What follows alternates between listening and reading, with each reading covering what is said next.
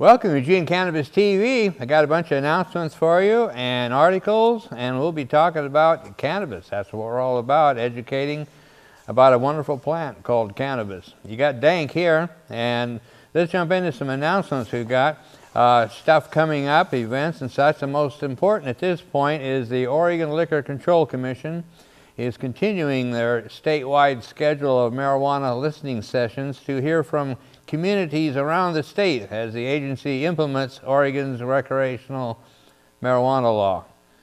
Personally, I'm hoping that they're listening. That's what they're calling it, so I don't know. But we had a good turnout in Eugene, and the thing continues. There's 3 more coming up in Beaverton. Thursday, the 26th, February 26th. So if you have any family, friends in Beaverton, give them a heads up. Clackamas on February 27th. And Newport on March 11th. So if you got friends or family in any of those cities, get the word out, because we need to fill up those meetings. We need to show our support, because that's the only way we're going to get respect, is to show our numbers. So, and then of course the 6th annual Hemp History Week is coming up, June 1st through the 7th. We hope to have some kind of a shindig here over that, and we'll be letting you know on that one. But speaking of hemp, another exciting thing coming up is quite a bit closer. The Oregonians for Industrial Hemp group is having a group get together, and that's going to be Thursday, March 19th. That's between 5:30 and 7:30 at Growers Market. That's at 454 Willamette, down between the train station and the old post office, and it's on the 2nd floor. So that's between 5:30 and 7:30. So on Thursday, March 19th, I highly recommend to go to that group, go to that meeting. We have 2 licenses that have been issued in the state of Oregon to grow hemp, and there'll be a lot of talking about that. So learn more about it and support it. And then, of course, we have the Emerald Empire Hemp Fest, which is the 3rd week in July, and we'll be talking more of that as it gets closer. And then the Oregon Hemp Convention, which is July 28th and 29th. And that's going to be a heck of a shindig there. And then, of course, we have the Oregon Hemp Convention, March 28th and 29th. And we've got a poster on that for you to take a look at. And we've got a great sponsors. Leafly, for one, is a sponsor. Dope Magazine. Great magazine, I guess, but that's a horrible name. Let's see, Left Coast Canna Review, Leaf, I guess that stands for Oregon Leaf. Oregon Cannabis Connection, of course, the same sponsors as sponsor the Hemp Fest also. So anyway, a lot of great sponsors for that. Also, the Freedom Leaf magazine, which I'll be talking about here in a little bit. And so that's, like I said, March 28th to the 29th, and that is from 11 till 7 at the Portland Expo Center. That's it. It's at the Portland Expo Center. So be sure and put that in your list of things that are coming up that you want to do. So I'll give you a heads up on that one. And quick reminder about some of the needs for Eugene Cannabis TV. We could use some help now and then, and this is one of those times. We had our computer died on us and had to replace it and had to scratch some money for that. We could use some help with that. We also could use an extra hard drive for storage, backup, and like a terabyte or 2 terabyte hard drive. Not big money, but it is for us because we don't have any. So anyway, if you could help us with that, that'd be great. We always need more guests. We need some guests to come on the show and tell their cannabis story. And always could use some more help with crew. So anyway, just a little request there. And if you could help us, that'd be great. In the meantime, we're going to continue doing what we do. And this is a kind of an exciting announcement. The Portland NORML there's a new chapter in Portland, in Oregon, and it's in Portland, called, coincidentally, Portland NORML. Russ Belville is the one that started this, and he's connected with National NORML in the past, and sent out this press release. The St. Portland NORML announces a town hall meeting discussing marijuana legalization featuring new Approach Oregon's Anthony Johnson on Saturday, February 28th. Inaugural membership meeting of the Portland chapter of the National Organization for the Reform of Marijuana Laws also features Sean McAllister, Executive Director of Dallas-Fort Worth NORML, and a presentation on legalization lessons learned from Seattle and Denver by Portland NORML Executive Director Russ Belleville.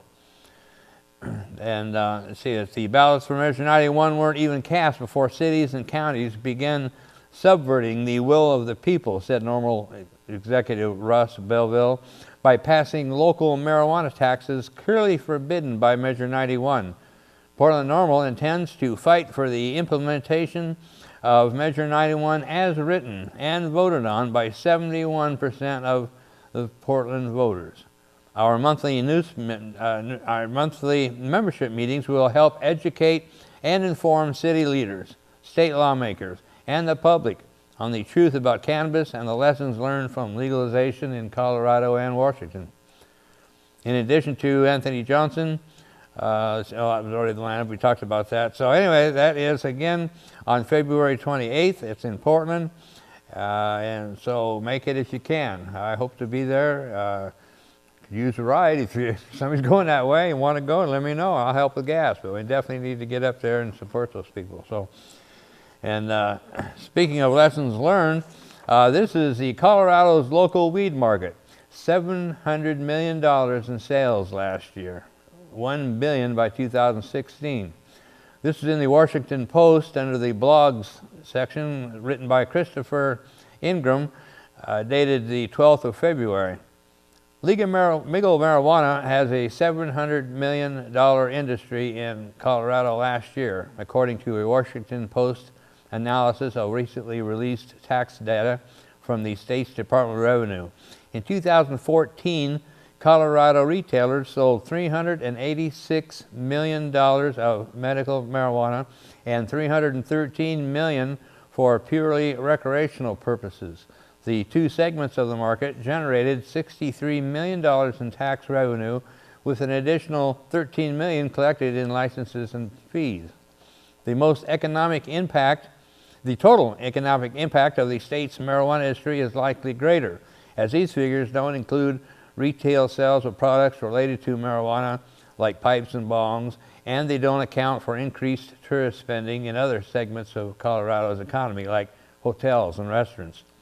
With a full year of data to work with, the state has a clearer picture of what to expect from its marijuana market going forward. Total marijuana tax revenues are now expected to climb to $94 million annually by 2016, according to the latest projections. This would equate to a $1 billion retail market. The revenue figures are high enough that Colorado now finds itself in the inevitable situation of having to figure out what to do with all that money. And it's catching the attention of other states, like Colorado, now considering legalization. But Colorado's pot businesses aren't necessarily rolling in dough. Marijuana growers and retailers aren't eligible for the wide variety of tax deductions available to other businesses, which would take a huge bite out of their profits. Banks are also hesitant to do business with the marijuana industry for fear of a federal crackdown, which makes legal weed a de facto cash-only proposition, with all the risks and dangers that entails.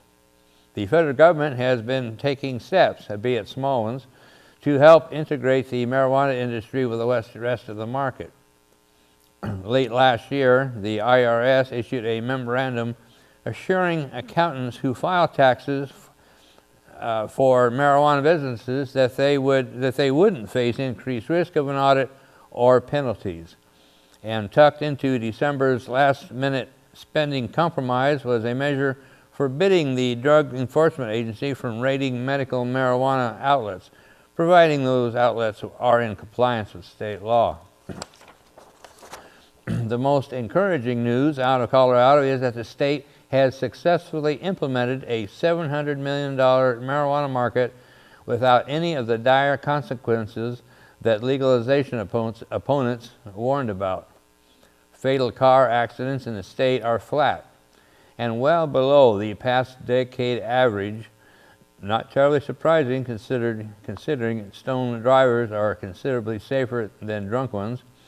Crime is down in Denver and the surrounding areas, while some social effects of marijuana legalization may not make themselves fully known until several years down the line. The first year of legal weed in Colorado went about as well as anyone could hope. So there you have it, and those are the two programs that seem to be the best between Washington and Colorado, and Colorado seems to be doing the best, and Washington is having a heck of a time. And it's one of those stay tuned folks to see what happens next. We don't know. And so I want to talk about this magazine that we started getting. This is the second issue now that we received. It's called Freedom Leaf. And they're free, and they send them to our NORML organization, to our NORML chapter. So you can definitely get a free one from us if you come to our meetings, which we'll give you information on how to find out about that. But it's a great little magazine, very high quality, and it's always fun to see a high quality magazine with marijuana related ads in it. It's kind of interesting, and I've noticed here inside the first cover is there's a new TV channel coming called US Weed Channel. I haven't heard it before, but it says, finally a place for marijuana enthusiasts to call home. So if anybody out there has had experience with that, drop us a line, either email at dankbagman.com or dankbagman@hotmail.com, or drop us a note through the YouTube. When you watch one of our segments, you could respond that way too, and let us know. And if you have any experience with this TV channel, US Weed Channel, so that might be an interesting thing. It's always fun to see the new products and new ideas that are coming out, and it's just coming out hand over fist. And some of the articles in this is the Hash Bash History, Detroit Bud City, interview with Dr. Carl Hart. Dr. Carl Hart is very highly regarded in legalization circles. He's a psychologist that has done extensive reviews on marijuana, and extremely knowledgeable, and has a lot of good things to say about the plant. And we article on President Obama. He predicts more states will legalize marijuana. So we can probably get in behind him on that one, and we'll probably agree with him on that. So we'll talk a bit more about this on the second half, and I've also we got the article, the 10 biggest enemies of marijuana legalization in the United States. So we'll give you a rundown on those and tell you who to look out for, and maybe a little bit ahead of what we have coming. We're all going into unknown territory, as they say, as we move towards legalization. So it's interesting what friends develop and what enemies turn up. So, but the war isn't over. The war goes on. We won a battle, and we won a big battle big. We'll be back, so we'll see you we'll see you then. Well, I smoked some marijuana with some people I like, just like everybody does, from the East Coast to the West. I didn't even notice the cop on the bike, didn't know I was about to be the 20 millionth marijuana arrest. Should have fought for marijuana law reform, should have gone to the web and typed in NORM. NORM to the L.org, NORML drop the A.org, baby. National Organization for the Reform of Marijuana Laws. Welcome back to the second half of the Eugene Cannabis TV, episode 565. You got Dank here, your host, and we're talking about news stories about cannabis and local events, everything about cannabis that we can educate you about. We're trying to get the information to you. You're always invited to come down on Monday nights, 7:30. If you'd like to come by the studio and say hi and be on the show, tell your cannabis story. You're definitely invited. That's behind Sheldon High School on Monday nights at 7:30. We wanted to jump right off into this. This was on the naturalrevolution.org website, the 10 biggest enemies of marijuana legalization in the United States. And we've got an accompanying video, I mean not video, but an image there if you can check this out. And interestingly enough, well, let me read the text first, and we'll jump into this. There are many ways in which people adversely impact a society as a whole, and these 10 are the biggest enemies of marijuana legalization of our time. Though though their agendas and short-sighted actions, these top 10 people stop the access of medical marijuana to millions of patients who are chronically ill. They've hindered hundreds of new medical marijuana businesses and business infrastructures in communities across the country. They stopped the creation of hundreds of thousands of new jobs for the medical marijuana industry. They stopped tens of millions of dollars tax revenue coming into states, and stopped the projected billions of dollars from sales and taxes away from the states, which could have gone towards building new schools, educating children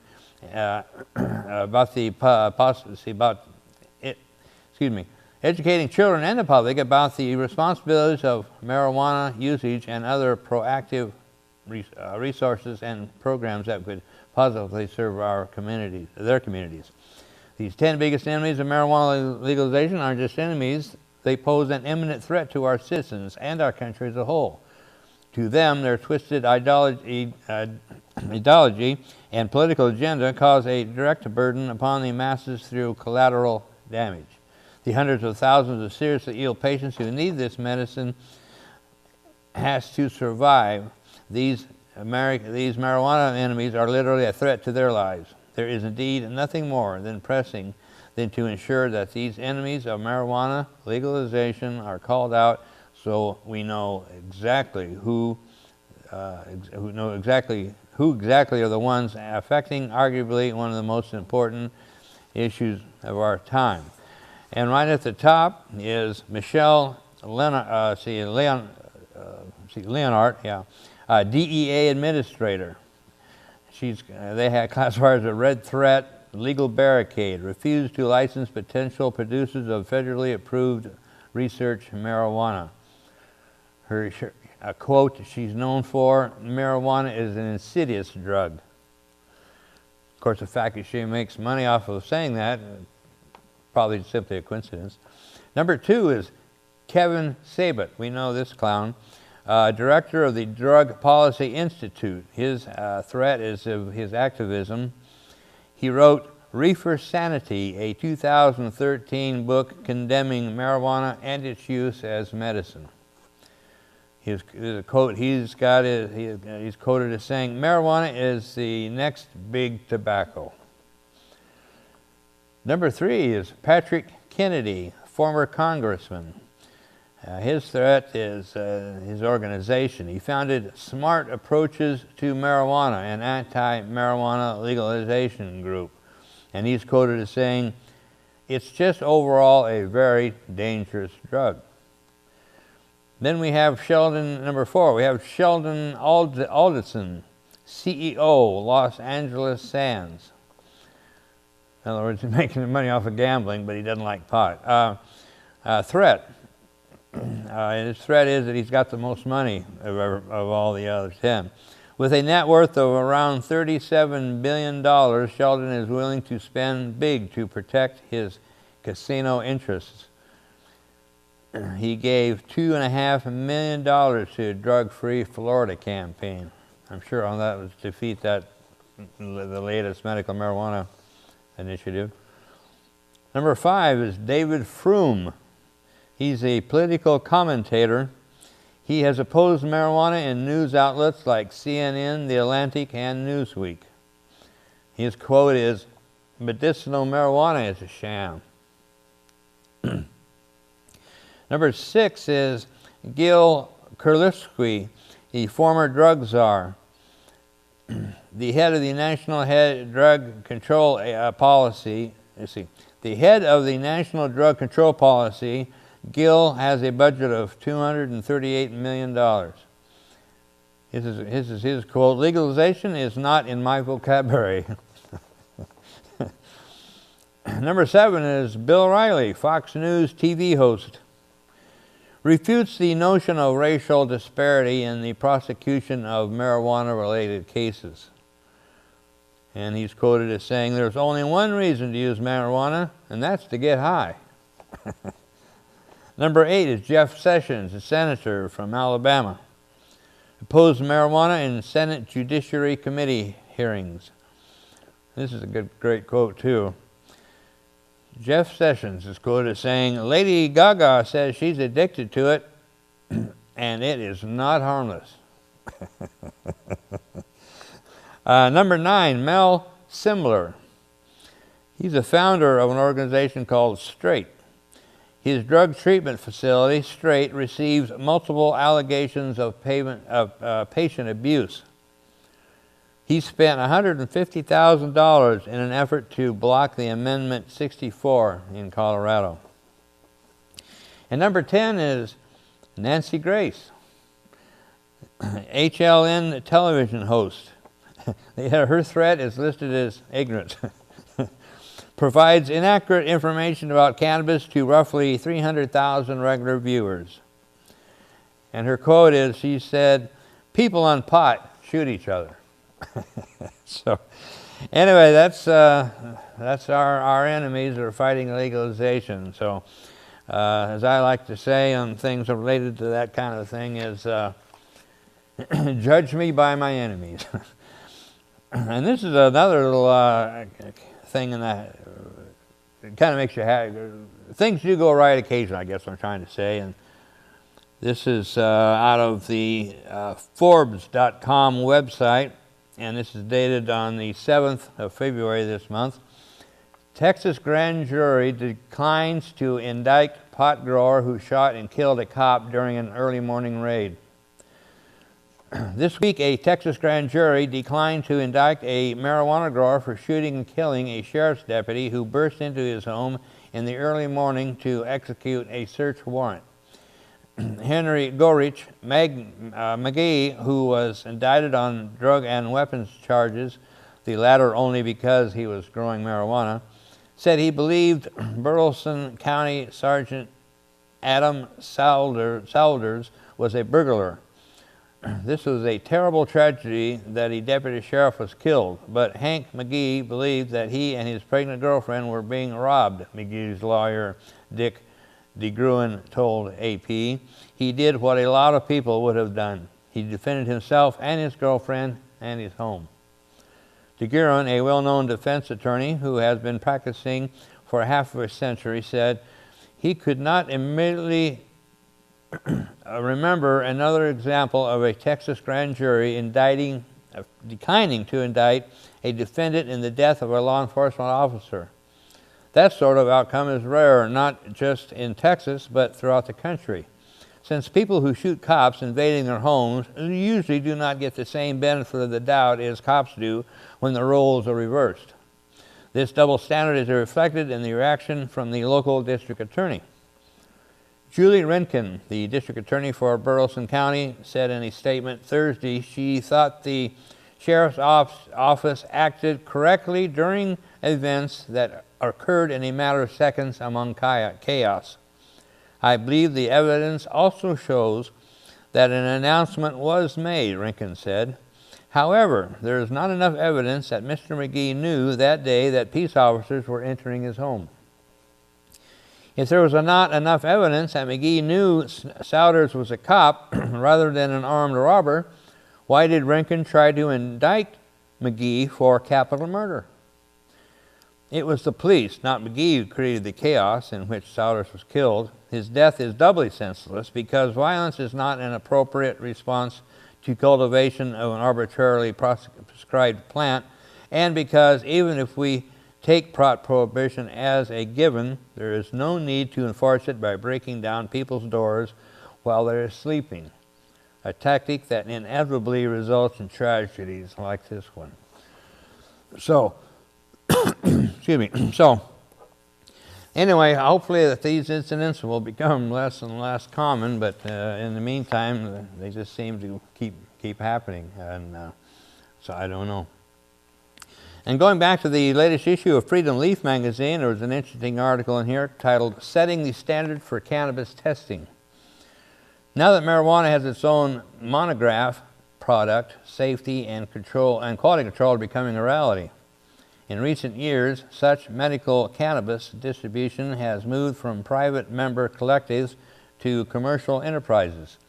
This has created a need for product safety and quality control regulations for cannabis and related products. Right now, there is no real reference standard for cannabis labs. The potency numbers listed on marijuana products in retail establishments may be correct, but different labs may deliver different assessments for the same product.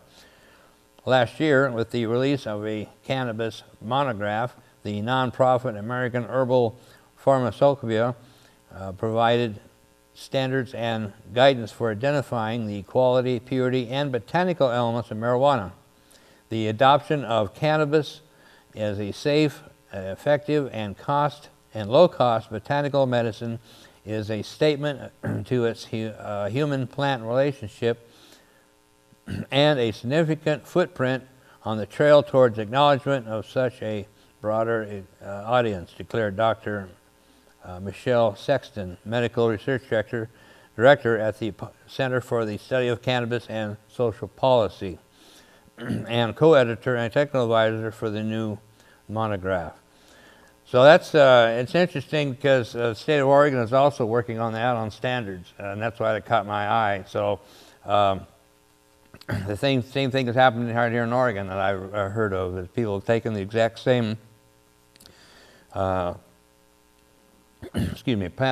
and taken it into different labs and gotten different readings. So they definitely need to tighten up on standardization. So that's one of the things that's working on, and they're working on in the legislature. But how we're going to come out on this legalization law, nobody knows. It's all up in the air. So stay tuned, and we'll be guiding you through it and letting you know. And please be ready to head for rallies when we tell you they're happening, because they're very, very important. So stay tuned, and we'll keep you informed. And thanks for being here. We'll see you next time. Dank saying bye.